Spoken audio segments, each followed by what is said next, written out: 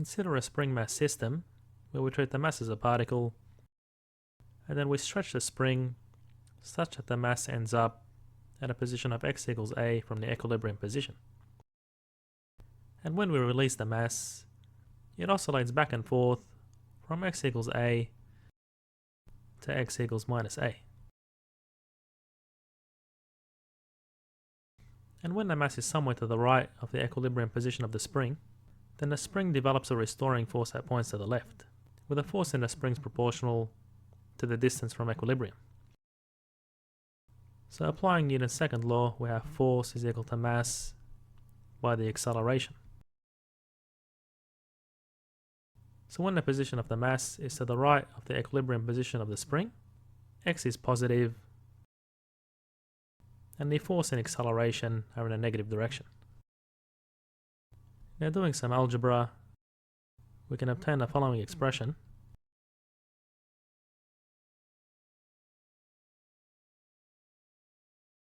Where x with two dots is the acceleration or the second derivative of position with respect to time.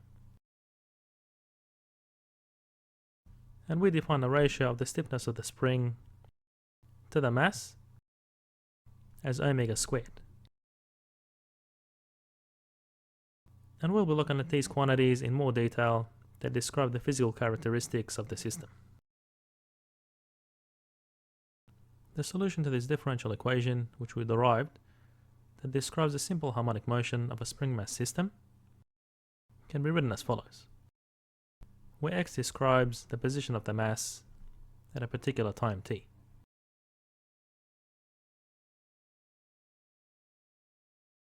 So these quantities are all constant except for the variable t. And a is the amplitude of the oscillation,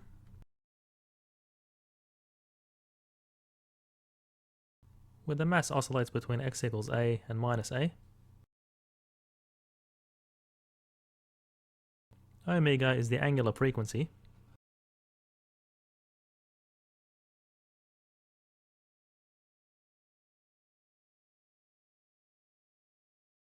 And phi 0 is referred to the initial phase.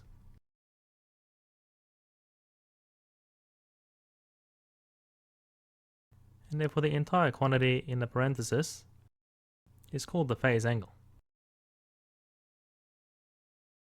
So the solution to this differential equation is a periodic function because this oscillation of the system goes back and forth forever, as we don't consider drag or friction between a block and a surface. Here are several solutions plotted using this equation for simple harmonic motion with different initial conditions. So for example, for this case, we can stretch the block to the amplitude A and then hold it at a velocity of 0 and release it. So the amplitude of the oscillation is the maximum position of the block from equilibrium.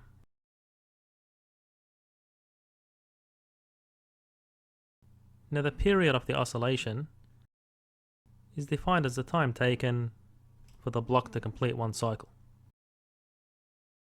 So in this case, it starts at a position A, goes to minus A, and returns back to its original position. So that takes 4 seconds. And the frequency of the oscillation is defined as the number of cycles per second. So here the block completes one cycle every 4 seconds. So this is 0.25 cycles per second, or hertz. Now the angular frequency is in radians per second, so we just multiply the frequency by 2 pi, which in this case is pi on 2 radians per second. So you can see some relationships between the frequency and the angular frequency. And similarly, the period of the oscillation is 1 over the frequency, or 2 pi on the angular frequency. And you'll get used to these quantities as we keep applying them. And we'll look at the initial phase next. Here we have a few solutions plotted for simple harmonic motion, and these all have the same amplitude of oscillation of 5 centimeters and the same angular frequency, but a different initial phase. And let's take the green case as an example. So the spring is stretched such that the block is 2 centimeters from the equilibrium position, and then the block is given an initial velocity, which is the slope of the tangent to this curve at a time of 0 seconds. So at a time of 0 seconds, we have an initial phase of 0.41 radians, and where t equals 0, if we take the sine of this angle and multiply it by 5 centimeters, well, that gives this vertical distance over here, which is 2 centimeters. Now at a time of 1 second, we simply add pi on 2 to the initial phase, and that gives the position of the block at 1 second. So we're basically just adding omega t. And therefore taking the sine of the phase angle at 1 second, which is pi on 2, plus the initial phase, gives the next position of the block at a time of 1 second, which is close to the amplitude of the oscillation. And try to do the same visualization for the other solutions. As we've seen, simple harmonic motion can be started using different initial conditions. So if we differentiate this equation, describing the position of the mass versus time, we obtain a velocity.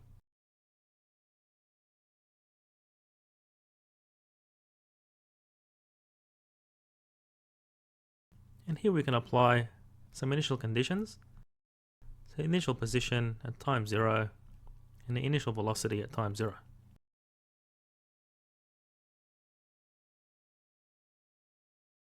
Which gives the following from these two equations.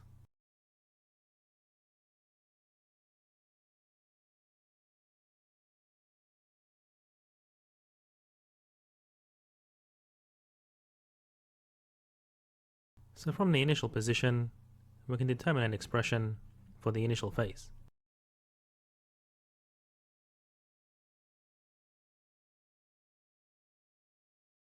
And if we square these equations on both sides,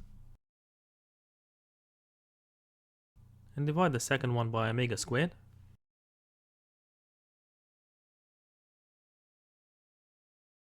and add them together and square root both sides, we can obtain an expression for the amplitude.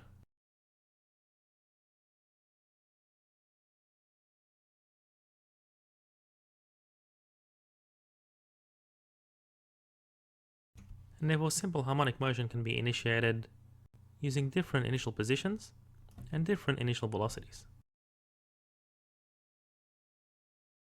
We have the position as a function of time of a spring mass system undergoing simple harmonic motion, and if we differentiate this with respect to time, we obtain a velocity.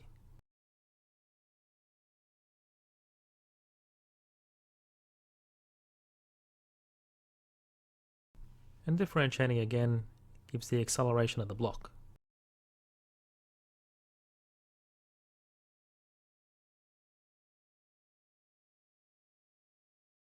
And from the graph, we can obtain the period of the oscillation, which is the time taken for the block to complete one full cycle. So that will be around 2.1 seconds. And therefore the angular frequency is 2 pi on a period, which is in radians per second. And the initial phase is 0 because the block starts from a position of 0. And we can also observe the amplitude of the oscillation, which is around 5 centimeters. So as we can see, the block starts from equilibrium, it's given an initial velocity, and because this is the undeformed position of the spring, the acceleration of the block is 0 at time 0. And when that block reaches the amplitude of the oscillation, you can see that the acceleration is at a minimum. So it has the largest magnitude, but points to the left because the force in the spring is a restoring force that pulls the block back to the equilibrium position. And at this point, the velocity of the block is 0 because it's changing direction. And by similar reasoning, you can interpret the kinematic characteristics of this system by observing the points where the position of the block is passing the equilibrium position of the spring, and where the velocity and acceleration are minimized and maximized, which enable you to qualitatively describe the behavior of the motion of this system. Given a graph that describes the motion of the harmonic oscillator with these properties, let's calculate the quantities that describe the physics of the system. So the angular frequency is the square root of the stiffness of the spring on the mass of the block. And the frequency is omega on 2 pi, which is in cycles per second or hertz. And the period is the reciprocal of the frequency, or 2 pi on the angular frequency, which is around 2.1 seconds.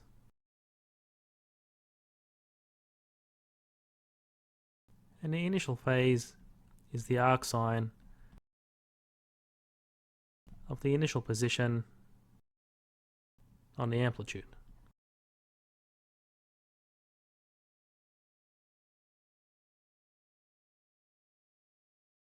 So therefore we can write an expression for the position of the block as a function of time, which is the amplitude by sine of the angular frequency multiplied by time plus the initial phase. And I'll leave it for you to find the velocity at time 0 by differentiating this equation.